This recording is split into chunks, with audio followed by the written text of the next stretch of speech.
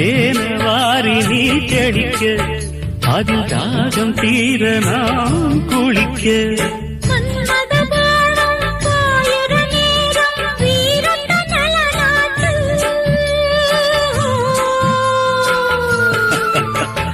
மாலையில் தொடங்கி காலையில் அடங்கும் வாலிப விளையாட்டு பூடல் புரண்டு வரும் பார்க்கடல்